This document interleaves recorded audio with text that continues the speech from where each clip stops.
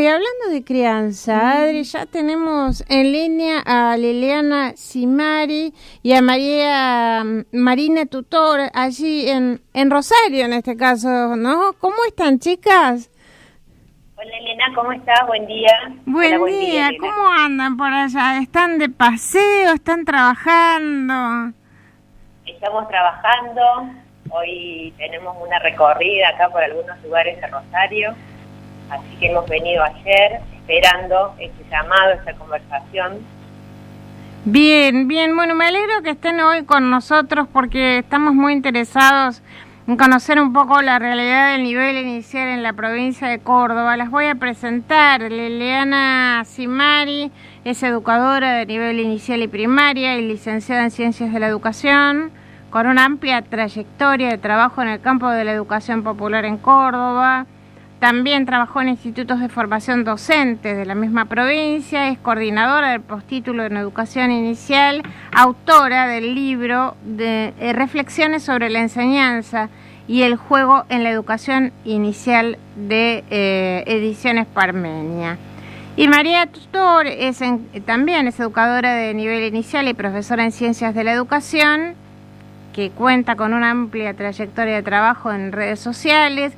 Fue maestra y actualmente es directora de nivel inicial, profesora de institutos de formación docente de Córdoba y profesora también del postítulo en educación inicial, que este año se dicta en Rosario y en la ciudad de Villa María, Córdoba.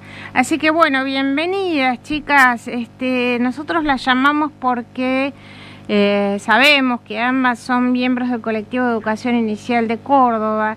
Y nosotros queríamos saber de qué se trata este colectivo, cuándo se creó y cuáles son los objetivos que se han venido proponiendo desde su creación. Elena, Marina soy yo, ¿cómo estás? Hola Marina, ¿cómo te va? Bien. Acá estoy con Adriana Beckerman, mi compañera de ruta de hoy, así que también ella va a participar de la charla. Buenos días, Marina, ¿cómo estás? Muchísimo gusto. Gracias, igualmente. Bueno, te contamos un poquito. El colectivo de educación inicial más o menos hace más de 20 años que se conforma. Ajá. El origen del colectivo de educación inicial tuvo que ver fundamentalmente con las políticas neoliberales de los 90, donde empiezan a avanzar sobre el nivel inicial. Nosotros en esos momentos veíamos correr riesgo la continuidad y la permanencia del nivel inicial como un nivel independiente del sistema educativo. Por allá, por el año 95 más o menos, empieza a haber muchas señales que tenía que ver con cargos que se sacan de los cargos de supervisión y el intento de unificación del jardín con la primaria.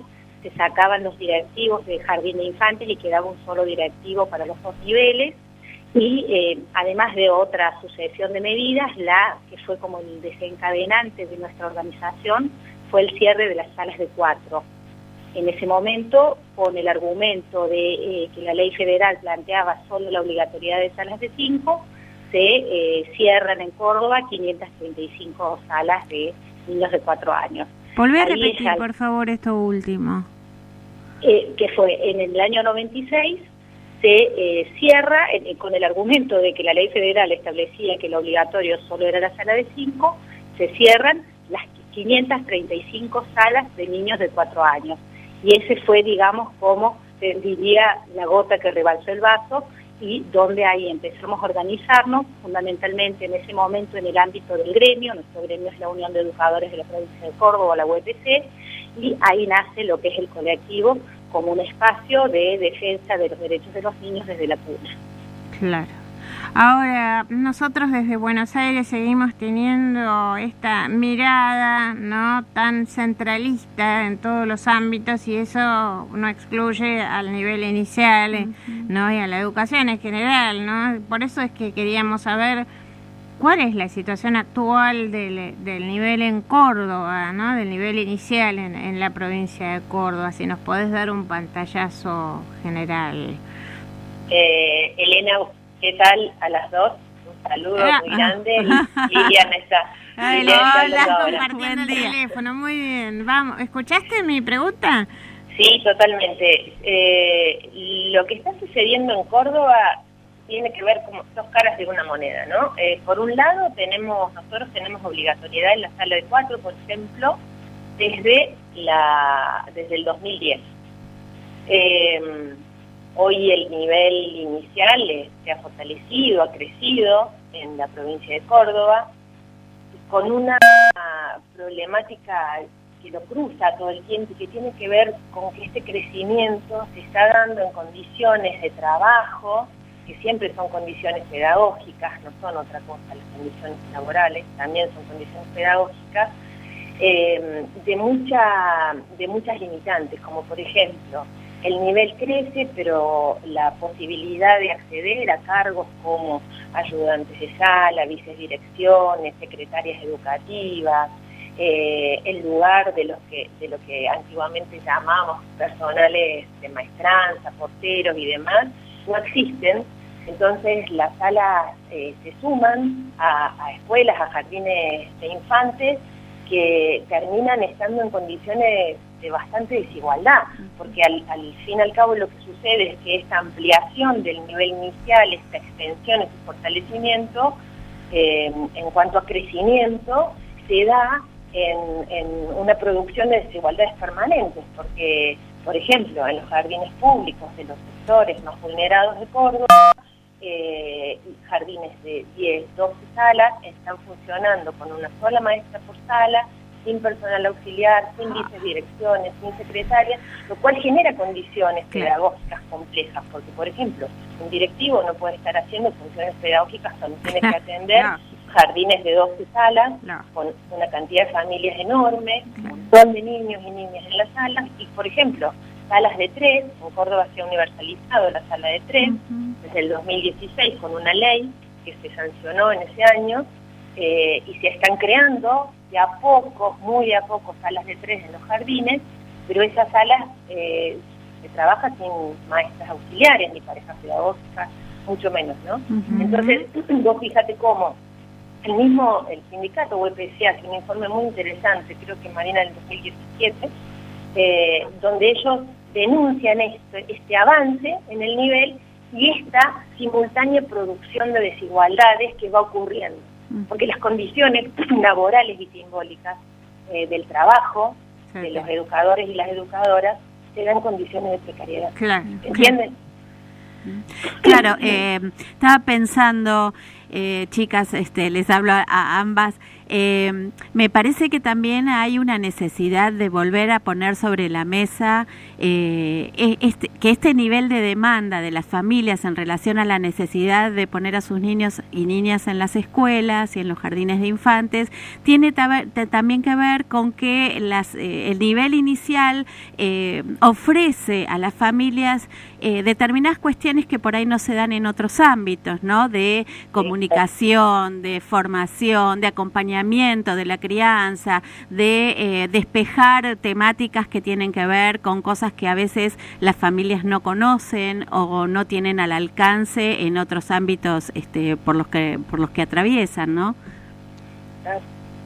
Exacto, y vos tenés ahí en este informe que te estamos contando y en los mismos relevamientos que nosotros hacemos, en las charlas con las compañeras, con los compañeros, uno se da cuenta que estas condiciones de enseñanza que se van configurando en el sector estatal, por ejemplo, en el nivel inicial del sector estatal, terminan debilitando las oportunidades educativas de los que provienen de sectores más vulnerables, porque esos son los niños y niñas que necesitan un trabajo más personalizado, seguimiento, un diálogo permanente con las familias, una comunicación, una apertura. Mira, hay una cuestión muy interesante.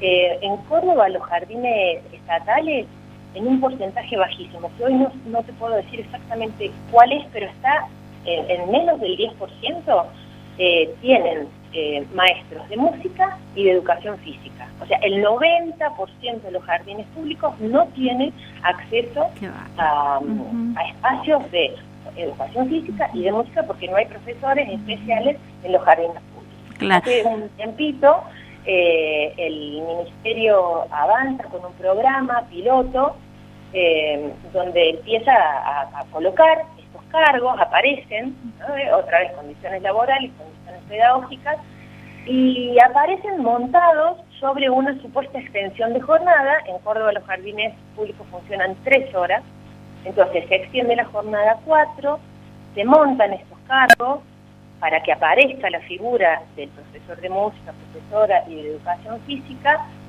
y las maestras que trabajan en los jardines públicos de Córdoba tienen que cumplir un horario de 4 horas donde ingresan y salen al mismo tiempo que los niños. Entonces hay preguntas ahí para hacer. Qué buena la extensión de jornada, qué bueno que el nivel inicial se piense dando más oportunidades de tiempo en las escuelas para aprender, para jugar, para el cuidado, para la contención. Pero ¿cuál es la realidad del trabajo posible de un docente que entra y sale al mismo tiempo que entra y sale el niño, la niña? Por ejemplo, en el trabajo en la comunidad, el trabajo en redes. Evidentemente es un trabajo que hoy se está haciendo en las espaldas de un montón de directoras y compañeras docentes que van generando a través de del subsidio voluntario, casi, vos lo ves así, de tiempo al Estado, para que estas cosas puedan suceder, porque tienen que quedarse 1 hora más cada día, porque tienen que hacer las reuniones en horarios donde no está contemplado su trabajo, ¿no? Claro. Y concretamente con respecto a eso, nosotros pudimos hacer como un breve estudio. Esto concretamente se ha aplicado en 11, 12 jardines de la ciudad de Córdoba. Y lo que nosotros hicimos fue una microinvestigación, para no ser demasiado osada en la palabra investigación, y estas cosas que dice Liliana son las cosas que salieron concretamente, no como voz nuestra, sino como voz de quienes están viviendo esa experiencia. Están trabajando más tiempo, están trabajando en condiciones que no son las mejores desde lo pedagógico, desde lo laboral, y de hecho hemos hecho presentaciones tanto al Ministerio de Educación como a nuestro gremio, a la UPC, porque acá está afectándose las condiciones laborales, que como dice Lili, son condiciones pedagógicas. Ahora, todavía no tenemos respuestas. Perdón, estamos hablando del nivel inicial en Córdoba para quienes recién nos están escuchando, y estamos hablando con Liliana Simari y Marina Tutor. Te voy a dejar una pregunta para después del tema musical que vamos a poner ahora, para las dos, ¿no? Sabemos que ustedes han participado en la legislatura de Córdoba por diferentes temas, ¿no? Con un compromiso político muy importante. Y quería que nos explicaran un poquito de qué se trata la creación de este programa Salas Cuna, que está funcionando, creo, ¿no? En la provincia de Córdoba. Vamos a un tema musical y volvemos en unos minutos con ustedes, ¿sí? Dale, ¿cómo no? Vamos. El programa de Salas Cuna se sanciona en abril del 2018. Nosotras obviamente nos opusimos y participamos activamente en todo lo que fue los debates previos. Ellos en aquel momento, en los debates previos, solamente lo querían trabajar en la Comisión de Derechos Humanos y Desarrollo Social, porque es un programa que en realidad no habla de educación, no habla de enseñanza, no habla de aprendizaje, solo habla de estimulación, de atención temprana y desarrollo de habilidades. En ningún momento habla de educación. Queda claro que no están pensados como espacios educativos, los reconoce como espacios de cuidado y de contención, y podríamos así decir que el eje está puesto en el derecho de las madres a trabajar o estudiar. Todo el tiempo habla que lo que hay que trabajar es el desarrollo integral, la promoción del cuidado de la salud. Digamos que lo más fuerte para nosotros tiene que ver que en ningún momento habla de educación. Lo que nosotros planteamos es lo que termina haciendo es ratificar circuitos diferenciados en educación. Aquellos niños que tienen alguna posibilidad económica asisten a los jardines maternales particulares o privados, donde también en ese momento hicimos como una pequeña investigación con las estudiantes de los profesorados, y a las conclusiones a las que podíamos llegar tenía que ver con eso, ¿no? Este programa de Salas Cuna tenía que ver solamente con un programa que estaba destinado a los sectores más vulnerables y empobrecidos de la provincia de Córdoba, donde lo que se le pretendía brindar es asistencia y cuidado, fundamentalmente mientras las madres, también hay un eje puesto en la mujer en este caso, en las madres o quienes los cuidaran, salieran a trabajar. Esa ley nosotras nos opusimos, salió por mayoría, salió en un consenso, donde solamente un grupo de partidos de izquierda y algunos otros legisladores opusieron, pero lograron que saliera por mayoría. ¿En qué año fue esto, Lili? ¿Ahora este año? Pasado. No, el año pasado, en abril del 2018. En abril del... ¿Y entonces cómo funciona? El programa, Elena, el programa de Salas Cuna sí. venía funcionando anteriormente. Sí. ¿Sí? Esto estamos hablando del marco regulatorio de la ley, ¿sí? Pero el programa antecede a lo que fue después la ley. En realidad la ley vino como a poner un poquito de claridad en un montón de cuestiones oscuras que tenían que ver con condiciones laborales de quienes trabajan allí, porque evidentemente trabajan mamás cuidadoras, personas que hacen trabajo de preparar el alimento, de limpieza, de cuidado de los niños.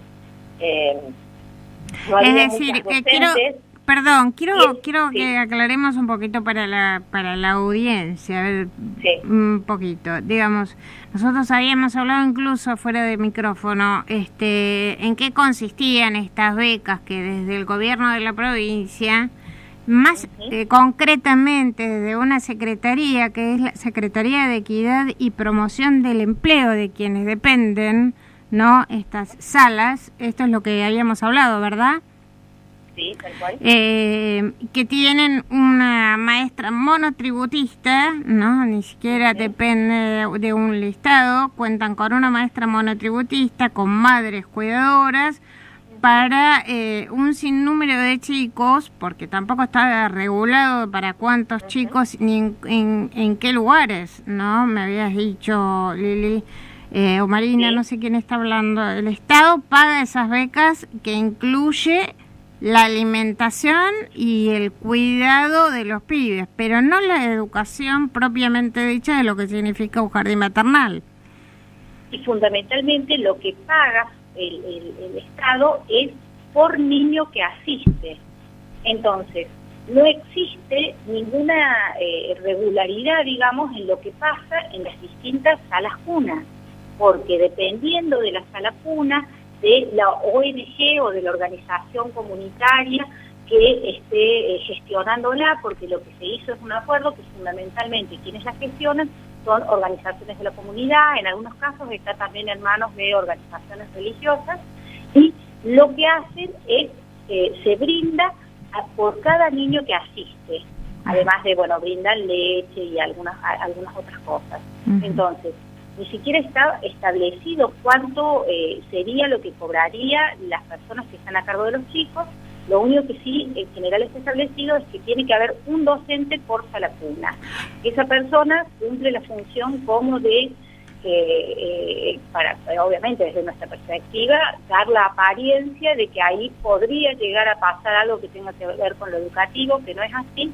Solamente es una pintura esto de que haya un docente por sala cuna, y el resto están a cargo de mamás cuidadoras, o de personas que trabajan ahí, por lo que se les pueda pagar.